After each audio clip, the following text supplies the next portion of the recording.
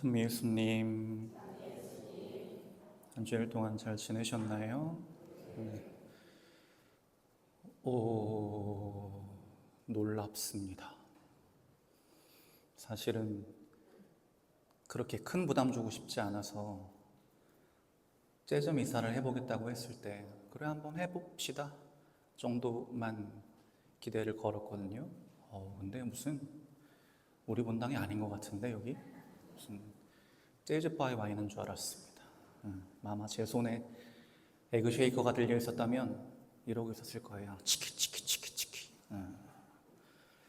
그 성찬의 전례부터 쭉 이제 계속해서 미사곡을 재즈 미사로 이제 라틴어로 하다 보니까 앉아 계시면서 좀 나도 모르게 멍 때릴 수 있어요. 그러니까 그냥 멍 때리실 게 아니고 매일 미사 책 보시면 제일 앞에 미사 통상문이라고 있어요. 그래서 미사곡이 지금 부르는 노래가 다른 노래가 아니라 우리가 미사 중에 바치는 거룩하시도다, 하느님의 어린 양, 뭐 주님의 기도 그런 것들을 이제 라틴어로 부르는 거니까 저게 무슨 말인지 해석하실 필요 없고 통상문을 펼쳐서 지금 저 친구들이 이런 가사의 노래를 부르는구나 로 보면서 따라오시면 훨씬 더 듣기에 좋으실 것 같습니다.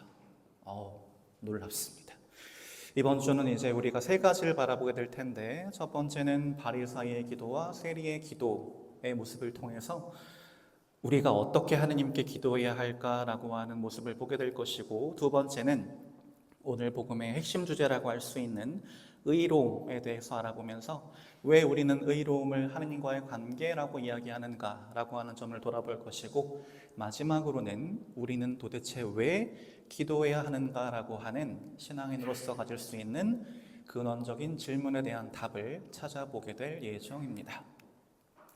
오늘은 연중제 30주일이고 이번 주에는 누구든지 자신을 높이는 이는 낮아지고 자신을 낮추는 이는 높아질 것이다 라는 말씀을 중심으로 살펴보도록 하겠습니다.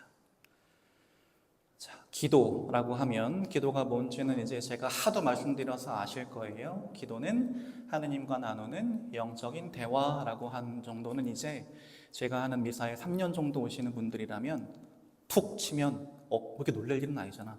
툭 치면 억하고 나올 정도가 되시긴 할 겁니다. 근데 대화는 대화인데 우리가 대화를 똑바로 하려면 뭘 해야 될까요? 먼저 속담 중에 지피지기면 백전백승이라는 말이 있죠. 이게 누구랑 싸우러 갈 때만 하는 말이 아니고 사실은 하느님과 대화하는 이 기도를 할 때에도 지피를 똑바로 해야 하고 지기를 똑바로 해야 우리가 하느님과 제대로 된 영적인 대화를 나눌 수가 있습니다. 그렇다면 첫 번째로 보게 될 GP라고 하는 건 내 기도를 들으시는 저 상대편에 계시는 분, 바로 하느님에 대해 똑바로 알아야겠지요. 그럼 우리 하느님에 대해서 우리는 무엇을 알아야 하느냐?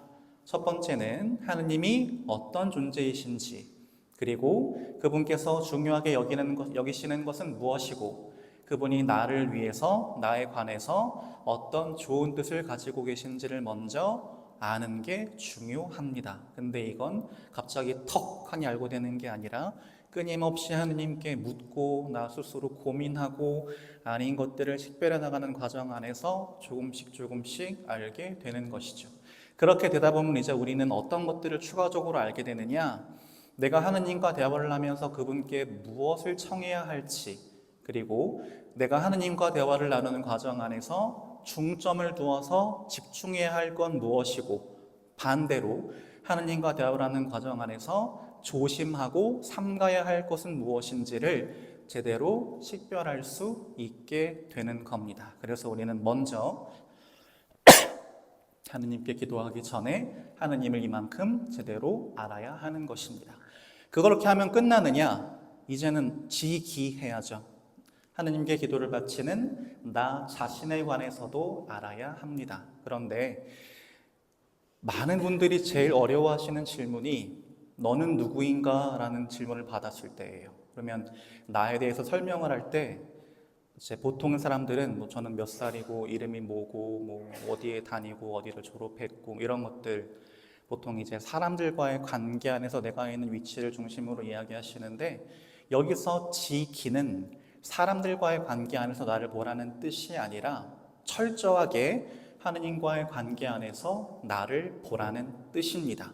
그러면 전능하신 하느님에 비해서 내가 얼마나 부족하고 나약한 존재인지를 깨닫게 됩니다. 또 영원하신 분, 언제나 한결같으신 그분에 비해서 나는 얼마나 우유부단하고 유한한 존재인지, 갈대처럼 이리저리 쉽게 흔들리고 바뀌는 존재인지를 깨닫게 됩니다. 또한 하느님의 자비를 계속해서 체험하다 보면 하느님의 그 넓은 아량에 비해서 이 내 마음은 얼마나 편협하고 얼마나 뾰족하고 얼마나 한쪽으로 잔뜩 기울어져 있는지를 하나씩 깨닫게 되지요. 그러면 자연스럽게 우리는 마음속에 한 가지 덕을 갖추게 됩니다. 그 덕이란 무엇이냐? 벼가 익을수록 고개를 숙이는 것처럼 하느님 앞에서 우리는 저절로 고개가 숙여지고 겸손해지는 겁니다. 그리고 우리는 그 겸손을 통해서 무엇을 얻느냐? 하느님과 올바른 관계를 맺을 수 있는 기회를 얻게 되는 것입니다. 오늘 복음이 바로 이 이야기에 관한 내용입니다. 자, 바리사이의 기도와 세리의 기도. 왜 굳이 저런 짓을 해놨는지 아시겠어요? 왜 바리사이의 기도의 뒤에는 물음표를 붙였을까요? 이게 기도인지 아닌지 헷갈리기 때문입니다. 그러면 왜 세리의 기도의 뒤에는 느낌표를 붙였을까요? 이게 우리가 해야 될 진짜 배기 기도이기 때문입니다. 먼저 바리사이의 기도에 대해서 살펴볼까요? 오늘 복음은 뭐라고 이야기하고 있냐면 바리사이는 꼿꼿이 서서 혼잣말로 이렇게 기도하였다라고 적고 있습니다. 이 말인즉슨 바리사이는 하느님과 올바른 관계를 맺고 있지 못하다는 뜻입니다. 왜 그럴까요? 바리사이 지금 성전에 뭐 하러 들어갔을까요? 기도하러 들어갔어요. 성전에 누가 계신다고 기본적으로 믿고 있을까요? 하느님이 계신다고 믿고 있어요. 근데 이 자식 싸가지 좀 보세요. 자, 어느 한전이라고 고개를 꼿꼿이 들고 서가지고서는 이러고 하느님 앞에서 떠들고 있는 겁니다. 첫 번째 잘못하고 있는 거, 꼿꼿이 서서. 왜 그랬을까요? 하느님과의 관계 안에서 자신을 보지 못하고 누구와의 관계 안에서 주변 사람들, 그 주변 사람들 중에서도 나만큼 올바르게 거룩하게 못 사는 저 죄인 놈들을 대상으로 비교하면서 나를 바라봤기 때문입니다. 그래서 이 정도면 내가 얼마나 열심히 살고 잘 사나 라는 착각을 하게 됐고, 자신이 그렇게 율법을 철저하게 지키고 선을 철저히 행함으로써 나는 이렇게 하느님 앞에 당당하게 서 있어도 되는 사람이야 라는 착각을 하게 된 것이죠.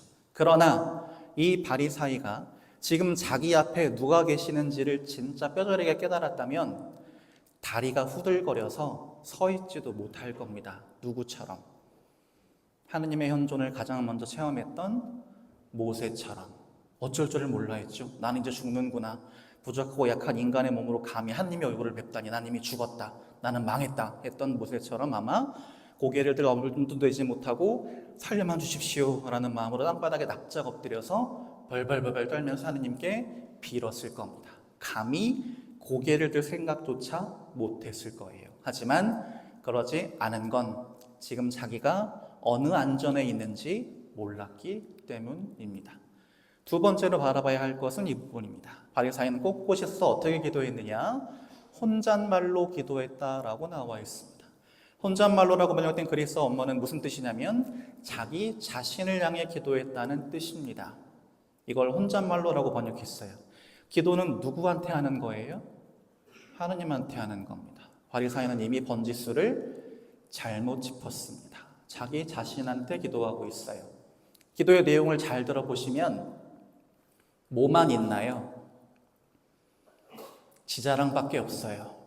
저는 저 죄인들처럼 죄를 짓지 않고 단식도 철저하게 지키고 율법을 한 번도 어긴 적이 없고 정말 이렇게 열심히 사는 사람이에요 라는 자랑만 있습니다. 이 사람은 그래서 어떤 식으로 이야기하느냐?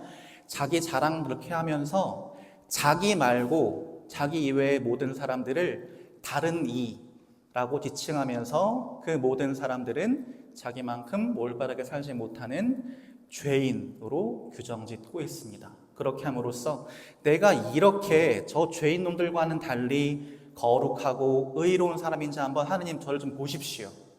제가 이렇게 열심히 잘 살고 있는데 하느님 저한테 뭐라도 하나 더 주셔야 되는 거 아닙니까? 라고 하느님께 손을 내밀고 있는 거나 마찬가지죠. 마치 열심히 공부한 아이들이 중간고사에서 웬일로 수학 하나 100점 맞고 와가지고서는 엄마 나 수학 100점 맞았어 들고 있는 것처럼. 왜 들고 있는 거예요? 엄마 기쁘게 해드리려고? 아니요. 뭐 하려고? 나 이번에 아이폰 바꿔주세요 하려고. 실제로 있습니다. 그렇게 아이폰을 바꾼 친구가 주일학교에. 자, 은근히 압박을 넣는 모습입니다. 저는 이렇게 잘하고 있으니 하느님 저한테 요 정도 대우해 주셔야지요 라고 압박하는 모습입니다. 이 두 가지 모습 때문에 바리사이는 하느님과의 관계가 완전히 왜곡되고 말았습니다. 어떻게? 원래 하느님과의 관계에서 바리사이는 어떤 사람이 있어야 했나요? 하느님의 백성이자 하느님의 자녀이자 죄 많은 종이자 그런 식으로 하느님을 내가 주님으로 섬기고 모셨어야 하는데 하느님을 뭘로 만들었어요? 첫 번째로는 구경꾼으로 만들었어요. 관객으로. 이 잘난 나를 봐주십시오 라는 모습으로 하느님을 관객으로 만들었고, 두 번째는 내가 이만큼 잘하고 있으니 내가 원하는 걸 내놓으십시오 라고 하느님을 자기 소원과 바람을 들어줘야 하는 종으로 만들었습니다. 이렇게 하느님과 관계가 왜곡되었기 때문에 바리사이는 의로워질 수가 없었지요. 반면 두 번째 모습인 세리는 어떻게 기도하느냐? 오늘 복음에서 이렇게 기록하고 있습니다. 세리는 멀찍이 서서 하늘을 향하여 눈을 엄두내지 못하고 가슴을 치며 말하였다라고 기록하고 있습니다. 우리 여기 앉아 계시는 분들도 세리랑 똑같이 하셨습니다. 오늘 미사 중에. 언제 하셨나요? 시작 예식 때. 제 탓이요, 제 탓이요, 저의 큰 탓이옵니다. 무슨 기도예요? 통회기도 바치면서, 통회기도를 진심으로 뉘우치면서 바치면 뭐를 용서받을까요? 대죄까지는 아니지만 일상생활하면서 짓게 되는 작은 소재들을 용서받으십니다. 그래서 통회기도는 뭘로 끝나요? 사죄경으로 끝납니다. 아무튼 이렇게 기도했습니다. 세리는 그 기도를 통해서 하느님과 올바른 관계를 맺게 되었죠. 그럼 구체적으로 세리가 어떻게 기도했느냐? 첫 번째는 이겁니다. 멀찍이 서서. 이게 왜 열심히 기도하는 거예요? 라고 묻고 싶으신 분들도 계실 거예요. 그러나 세리가 처한 상황을 잘 보셔야 합니다. 세리는 동족들에게 존경받고 존중받던 사람이 아니었어요. 마치 우리나라로 치면 일제시대 친일파처럼 이스라엘을 지배하고 있던 로마 놈들한테 붙어서 동족들한테 세금을 이만큼 걷어가지고 로마에 요만큼 바치면서 중간에 이만큼을 자기 몫으로 챙기는 사람이었어요. 그래서 세리는 늘 뭐라고 손가락질 받았냐면 죄인이라고 손가락질 받았습니다. 첫 번째는 로마인이라고 하는 이방인들과 늘 접촉했기 때문에 율법적으로 부정한 죄인이고, 두 번째는 동족들의 등을 쳐서 내 배를 불리는 죄를 늘 짓고 있었기 때문에 죄인이었습니다. 보통 우리는 난 이제 틀렸어, 난 끝났어 라는 생각이 들면 포기를 먼저 하죠. 어차피 이렇게 내가 노력해봐야 아무것도 달라지는 거 없어라는 생각 때문에 자포자기하게 되는 경우가 많습니다. 그러나 세리는 그럼에도 불구하고 포기하지 않았습니다. 어떻게라도 공동체에 속해서 하느님께 기도드리고 싶었어요. 어떻게라도, 멀찍이 서서라도 자신이 기도해야 할 이유를 찾았던 겁니다. 그래서 공동체가 나를 미워하고 배척하고 죄인이라고 손가락질하고 무시하지만 멀리서나마 이 공동기도에 참여해서 나는 절대로 죄 많고 부족하지만 하느님에게서 떨어져 나가지 않을 거야 라는 굳은 의지를 가지고 버텼던 겁니다. 이게 세리가 첫 번째로 잘한 모습입니다. 두 번째, 어떻게 기도했느냐? 하늘을 향하여 눈을 들어 엄두내지 못하고 가슴을 치며 라고 기록하고 있습니다. 아까 제가 말씀드렸죠? 제 탓이요, 제 탓이요. 자신이 죄인이라는 명확한 의식을 가지고 있었기 때문입니다. 말씀드렸던 것처럼 이방인과들 접촉하고 동족들의 등을 쳐서 불의를 저질렀기 때문에, 그래서 보통 이런 죄를 짓게 되면 자기 성찰을 못하는 사람들은 나보다 더 나쁜 놈들을 가리키면서 저런 데도 있는데 왜 저한테만 그러세요? 라고 하는 게 일반적인 모습이에요. 하지만 세리는 그러지 않았어요. 철저하게 하느님과의 관계 안에서 자신을 바라보았습니다. 그리고 마음속으로 이런 기특한 생각을 했어요. 하느님이 나를 창조하셔서 이 세상에 보내신 데에는 분명 좋으신 뜻이 있었을 텐데 나는 왜 그 뜻을 헤아리지도 실행하지도 못하고 있을까 탄식했어요. 그러고서는 어떤 생각까지 가졌냐면, 나는 왜 이렇게 하느님의 뜻을 따르지도 헤아리지도 못하는 이 부족하고 못난 모습으로 살면서도 그러나 나는 하느님이 꼭 필요한 존재구나 라고 하는 분명한 의식을 지니고 있었습니다. 그래서 저 멀찍이 서서 고개도 못 들고 이러고 있었지만 어떻게든 하느님 곁에 붙어 있으려고 애를 썼던 것입니다. 그러면서 저렇게 기도해요. 오 하느님, 이 죄인을 불쌍히 여겨주십시오 라고 기도합니다. 우리도 미사통상문 바뀌기 전에는 주님 자비를 베푸소서가 아니라 원래 뭐였어요? 주님 저희를 불쌍히 여기소서였습니다. 같은 단어로 같은 뜻으로 기도했던 거예요. 하느님과 관계에서 우리가 얼마나 부족하고 약한 존재인지, 하느님의 사랑과 자비가 없으면 살 수 없는 얼마나 나약한 존재인지를 늘 돌아보면서 하느님께 철저하게 의탁하라고 미사 중에 그런 기도를 넣었던 겁니다. 그리고 우리는 이 세리의 모습을 통해서 우리가 하느님께 어떻게 기도해야 할지를 하나하나 확인해 보게 되지요. 그럼 우리는 하느님께 기도하면서 구체적으로 무엇을 알아야 하느냐? 첫 번째, 나는 하느님의 은총과 사랑이 없이는 살 수 없는 부족하고 약한 존재구나를 아시면 됩니다. 두 번째로는 내 그 부족함과 약함 때문에 나는 하루에도 수십 번 그분 뜻을 거스르는 죄를 짓고 있구나라는 것을 솔직하게 인정하고 뉘우치시면 됩니다. 그럼에도 불구하고 어떻게 하느냐? 내가 이렇게 하느님께 큰 죄악을 저질렀지만 그럼에도 불구하고 이런 나의 부족함과 죄악을 하느님으로부터 멀어질 핑계로 삼지 말고 어떻게 해야겠다? 오히려 더 하느님께 간절히 매달리고 의탁해야 할 이유로 삼아야겠구나라고 하는 것들을 깨달으면서 가장 마지막으로 어떻게 되면 되느냐? 온 마음으로 하느님을 향하며 하느님만 바라보면 되는 겁니다. 뭘 대단한 걸 하는 게 아니에요. 엄청난 문장들을 활용해서 현란한 수식어를 활용해서 기도하라는 뜻이 아닙니다.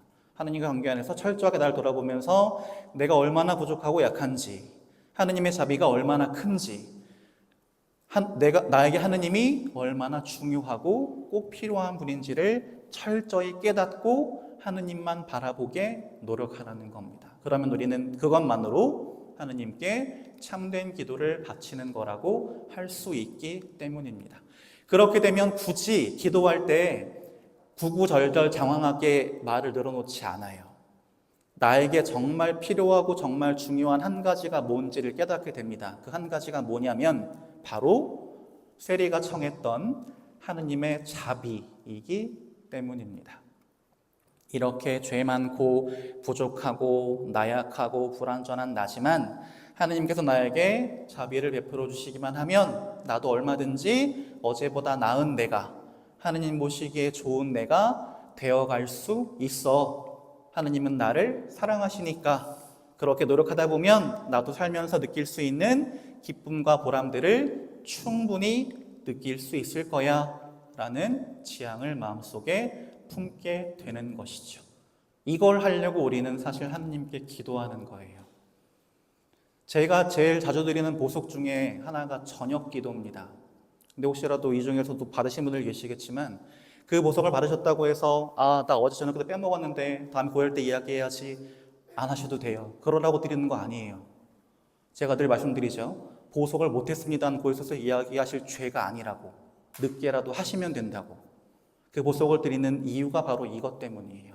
기도 안에서 하느님과의 관계 안에서 나를 발견하고 하느님께 더 의지하고 하느님을 믿고 바라게 만들기 위해서 그런 보석을 드리게 되는 겁니다. 그리고 예수님께서는 오늘 복음의 결론에서 이렇게 분명하게 이야기하십니다. 그 바리사이가 아니라 이 세리가 의롭게 되어 집으로 돌아갔다라고 아주 분명하게 선언하십니다. 그럼 다시 말해서 우리는 누구를 본받으라고요? 세리를 본받으라는 뜻입니다. 다시 말해서 세리가 그랬던 것처럼 진솔하고 참된 기도를 통해 하느님과 올바른 관계를 회복해라 라고 하는 뜻이 저 말씀 안에 담겨 있는 것입니다. 그래서 우리가 하느님과 맺어야 할 올바른 관계 그렇게 어렵지 않아요. 하느님 앞에 내가 서려고 하지만 않으면 됩니다. 하느님을 나의 주님으로, 이 세상과 나의 삶을 주관하시는 주님으로 모시고 섬기면 돼요. 그러면 굳이 내 뜻대로 하려고 고집부리거나 내 계획대로 안 된다고 걱정하거나 하지 않아요. 다 하느님의 뜻이 있겠지라는 마음으로 순명하고 따라갈 수 있습니다. 그렇게 나는 하느님을 나의 주님으로 모시고, 그리고 하느님께서는 나의 아버지시자 나의 주님으로서 늘 그래 오셨던 것처럼 나를 아끼고 보살펴 주시고 사랑해 주시는 것, 그게 바로 우리가 하느님과 맺어야 할 올바른 관계, 즉 우리가 갖추어야 할 의로움의 본질이라고 할 수가 있습니다. 그리고 이런 참된 의로움을 가진 사람들은 이 신앙 안에서마저 다른 사람들을 심판하고 비교하고 평가하고 단죄하지 않아요. 이걸 제대로 못하는 분들이 보통 그런 걸 하십니다. 나는 묵주기도를 하루에 50단이나 하는데 쟤는 저녁기도도 안 한대, 이런 식으로 비교하는 모습을 보이지 않는다는 뜻입니다. 그건 중요한 게 아니니까, 내가 하나님과의 관계 안에서 해야 할 일을 하면 되니까. 그래서 바리사이가 의롭게 되지 못한 것은 기도를 통해서 하느님의 뜻을 헤아리려고 하지 않고 자기 할 말만 하면서 하느님 앞에서 자신을 높이려고 했기 때문에, 자신이 하느님보다 앞에 서려고 했기 때문에 그렇습니다. 반면 세리가 의롭게 된 것은 하느님 뜻에 비추어서 자기 자신을 성찰하면서 나에게 부족한 것이 무엇이고 내가 잘못한 것이 무엇인지를 성찰하면서 온 마음으로 하느님을 향하는 진정한 회개를 실천했기 때문입니다. 지금 이 순간 도덕적 윤리적으로 완벽한 사람이라서가 아니라 더 늦기 전에 자기 삶의 방향을 하느님께 온전히 돌리고 바라보았기에 바리사이는 하느님께서 참 의롭구나라고 인정해 주신 겁니다. 우리도 얼마든지 할 수 있는 일이에요. 우리가 지향해야 할 참된 의로움. 그래서 우리는 예수 그리스도를 통해서 그리고 하느님의 자비에 힘입어서 하느님과 올바른 관계를 맺을 수 있고 또 맺어야만 합니다. 그리고 하느님은 우리가 죄를 짓는 것만 이렇게 기다리고 계시다가 너 이놈 잘 걸렸다 하고 벌 주시는 분이 아닙니다. 오히려 우리를 늘 자비와 사랑의 눈으로 바라보시면서 우리의 부족함과 약함, 허물과 잘못까지 당신 안에 품으시는 너그럽고 자비로운 분이십니다. 심지어 우리가 죄를 짓는다고 할지라도 그렇습니다. 그래서 제가 무슨 그림을 넣어놨냐면 아담과 하와의 그림인데요. 어떤 장면인지 아시겠어요? 어떤 장면일까요? 아담과 하와가 뭐 하는 장면? 하느님께서 먹지 말라고 하신 선악을 알게 한 나무 열매를 따먹은 다음에 어디 있느냐라고 했을 때 통회하지 않고 얘가 시켰어요 라고 남탓만 하다가 너 이놈 안 되겠구나, 나가. 그래서 나가는 장면입니다. 이걸 왜 나왔을까요? 하느님이 어떻게 보면 심판하신 장면 같은데 왜 제가 이거를 하느님 자비의 표징으로 그림으로 넣어놨을까요? 뭐 때문에? 그림 안에 이미 제가 답을 다 써놨습니다. 뭐 때문에? 이거야.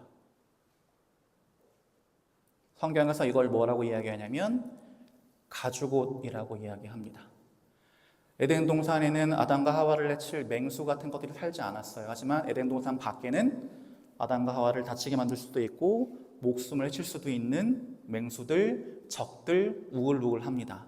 하나님께서 정말로 부득이하게 이 둘을 에덴 동산 밖으로 내보내셨지만 내보내시는 그 순간마저도 이들을 위해서 손수 가죽 옷을 만들어서 입혀주시고 내보내신 거예요. 뭐 하지 말라고? 다치지 말라고, 죽지 말라고. 이게 하느님의 자비라는 뜻입니다. 그리고 우리는 하느님께 기도하고 하느님께 전적으로 의탁함으로써 이런 하느님의 크신 사랑과 자비를 얼마든지 누릴 수 있다는 뜻입니다. 그렇게 우리가 기도를 통해서 하느님의 사랑을, 하느님의 자비를 느끼고 그분과 일치되는 관계를 회복하는 것, 그게 바로 우리가 기도를 해야만 하는 이유이자 기도가 우리 삶에 중요한 의미를 갖는 이유라고 할 수가 있겠습니다. 그래서 오늘부터라도 한번 꾸준히 하루에 단 2분, 3분이라도 기도하는 시간을 가져보시면 좋겠어요. 어떻게 기도해야 될지 모르겠어요 라고 하신다면 처음에는 가톨릭 기도에 써 있는 내용들을 그냥 읽어보셔도 괜찮아요. 그리고 그냥 오늘 너무 힘들어가지고 일단 누웠어요. 어떡하죠? 제가 늘 말씀드리죠. 누워서라도 기도하면 기뻐하실 거라고. 어떤 기도? 하느님, 저 오늘 되게 힘들었어요. 면 돼요. 어차피 다 아시니까. 뭐가 필요한지까지 아시니까. 그리고 하느님, 내일 또 저 도와주세요. 하시면 돼요. 구구절절 말을 뭐가 필요합니까? 어차피 다 알고 계시고 다 보고 계시고 다 섭리하고 계시는데 그 둘만 하시면 됩니다. 그러니까 오늘부터라도 저녁에 주무시기 전에 하느님과 기도 안에서 진정으로 일치하는 시간들을 한번 꾸준하게 만들어 가보시면 좋겠습니다.